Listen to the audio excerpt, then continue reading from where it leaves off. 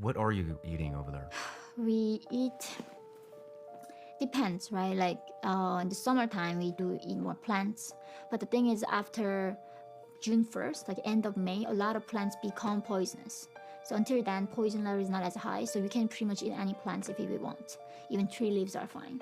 But after June 1st, we have to be a lot careful what mushroom that we pick up, what plants we eat. We eat a lot of, in the fall, we eat a lot of grasshoppers and a lot of bugs. And then in the winter is the time when we a lot of eat frozen, potatoes or a dried cabbage like that.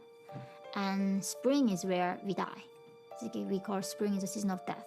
It is. Because right before anything grows in nature. And winter time, all our stock's gone. And it's hard to find even one single rat to eat in the spring. It sounds like all of the food comes from what you grow, or talk about eating insects. Mm-hmm. Does the state provide any food?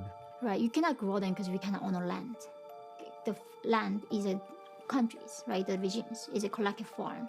So we are forced to work in a collective farm all year, like 10 hours a day minimum. Then when the harvest comes, what they do, they come and take all the harvest away. They don't give it to the farmers. They give you maybe a little bit of like potatoes, and then what they do is like, this is a royalty grain.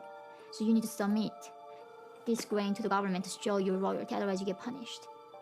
So this is thing called the royalty grain that we always have to give it to the regime, despite we don't have anything. And the regime determines that they decided somehow it's easy to do socialism when there are less people. And it's easy to control the population when they're starving. Mm-hmm. Because as a North Korean, all day you are thinking about is how I'm gonna find the next meal.